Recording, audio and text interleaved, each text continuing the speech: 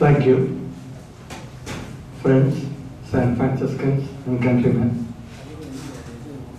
I've not come here to bury Periyar, not to praise him. In fact, I've been very skeptical of Periyar's ideas, some of his ideas. I've been critical of some of them. I've rejected a few.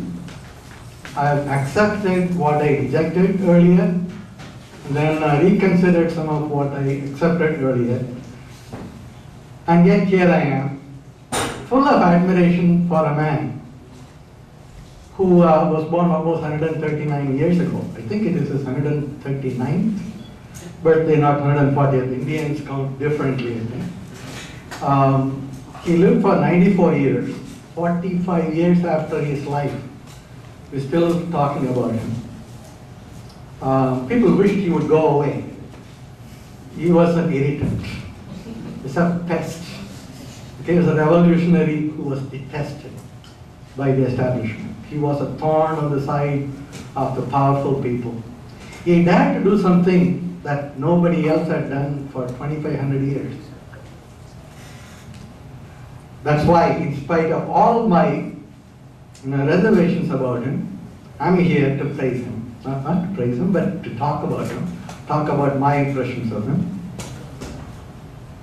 I think that he was probably one of the few leaders that I could sit with and tell him, these are the things that I disagree with him about, and I can have a rational conversation. He taught me something that is unique, I think, in at least Tamil space, if not the entire Indian space, to question everything. To question the divinity of languages, divinity of everything, God, religion, language, country. I think that all of his ideas ultimately stem from this one fundamental notion, rationalism.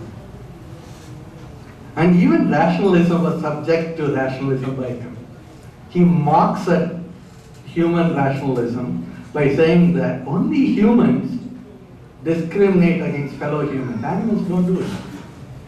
Only humans are capable of rationalism, and yet it is a rational human being who discriminates against fellow rationalism. It's not like he thinks that ultimately that's the best thing. Yet he says that even that needs to be challenged. His entire life was all about teaching us to think for ourselves. What he taught us was not written in stone. It is not scripture. You don't have to accept anything that he said. He said so in the meetings.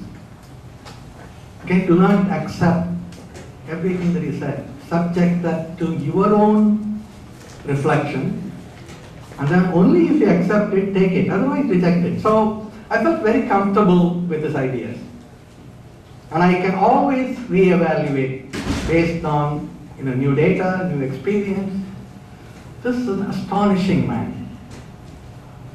So with that tool, I was suddenly able to review all our history.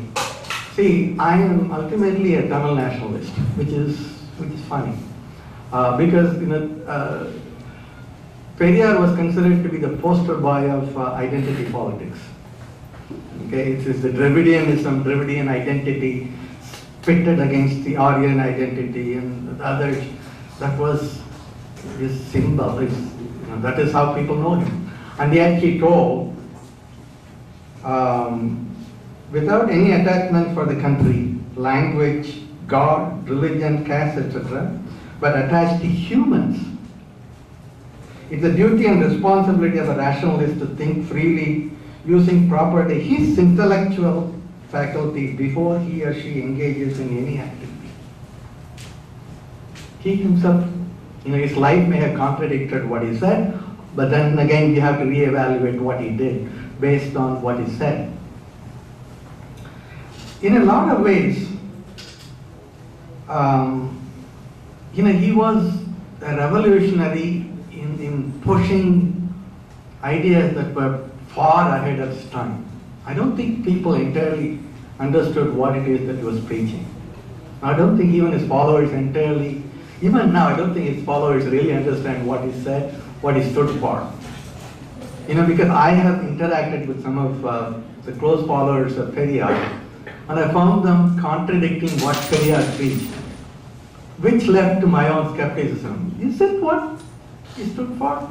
If so, I'm not going to support it. Now, on the other hand, I went back to the root, what he said, and read. I said, this is fascinating. I could disagree with him, this is not God, and yet, to a lot of his followers, he was almost as good as God. The intense heat of his ideas still burns. Still burns. It's amazing. And I just come from Chennai. To this day, there are a lot of people who still haven't forgiven him. You think Karunanidhi was detested. He's nothing compared to Periyar. That we are celebrating Periyar's birth anniversary in the US must burn 1 million people today.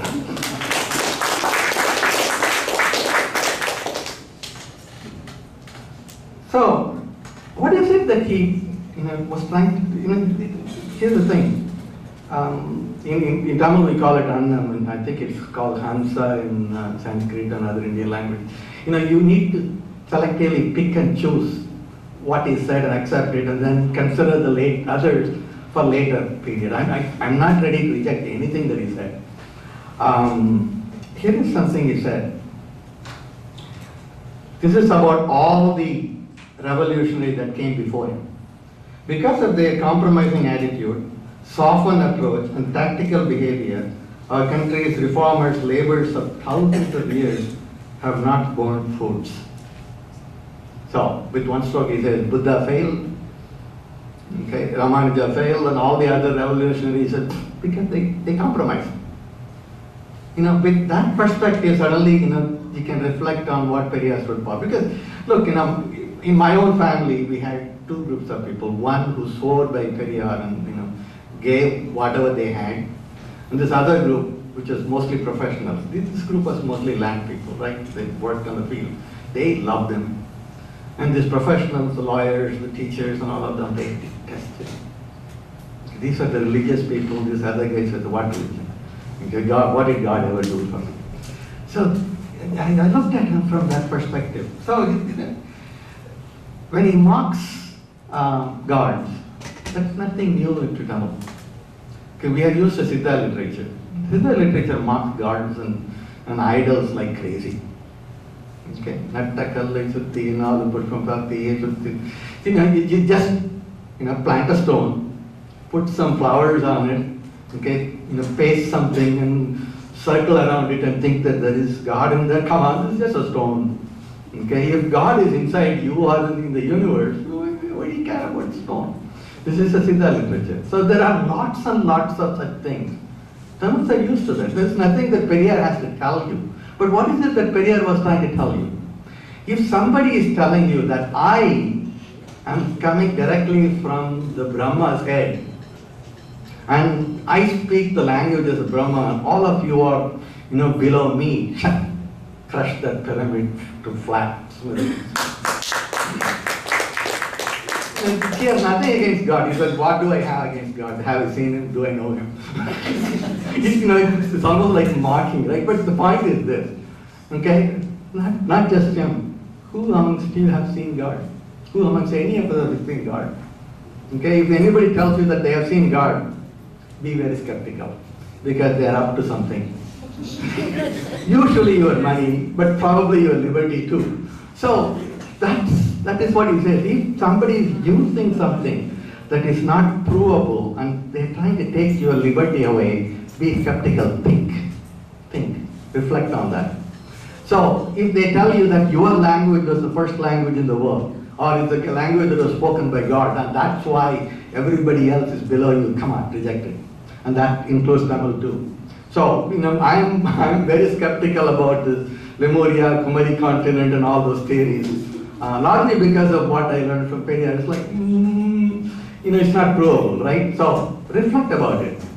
And the other thing is that, while he was preaching women's lib in the 1930s, if if you read some of those things, they look radical today, in 2018. This guy was saying that almost 100 years ago. Okay, so in spite of all of that, what did he say? This is interesting.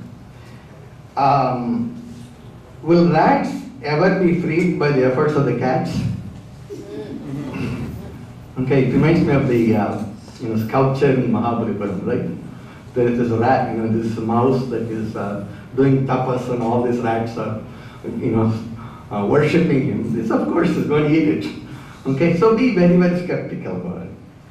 Will the non-Brahmins get equality through the goodwill and efforts of the Brahmins? He challenges.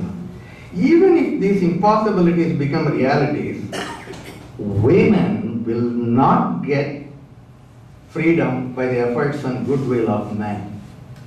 Don't trust me. He says, don't even trust me. And he said the same thing to the oppressed, Dalits, the Panchamas, or whatever we call them, untouchables. He says that, don't trust me. No freedom is going to be given to you by your oppressors, and that includes me, that includes the middle caste. How can somebody be so brutally honest? He was. So this is perhaps not, the first time that was said. This quote is among all liberators. Freedom is not given but taken. You have to fight for it. Okay, so every time somebody challenges, did Periyar? Periyar himself said that. Okay, that's why he respected Ambedkar, because that needs to come from people who are oppressed. Only they will understand their pain, and they are the only ones who can fight for it. So he can only be sympathetic. He says, well, I'm among the oppressors, so don't trust me. And that's the reason why he says, don't trust the Brahmins, because look, they gain by oppressing you. Why would they want to give it to you? So, rights are not given, rights are taken, Martin Luther King Jr. So, that's why I think that literally all of his ideas ultimately come from his intense devotion to rationalist thought. You evaluate every idea for what it's worth and see if it matches your self-respect. And do not ever buy into any kind of divinity. Okay, not your language, not your religion, not your caste. Modern Tamil nationalism is full of inventing myths that suddenly elevate Tamil language and Tamil people to impossible heights. Let me tell you, the best of humanity is in the future, not in the past. Don't look for it. Thank you.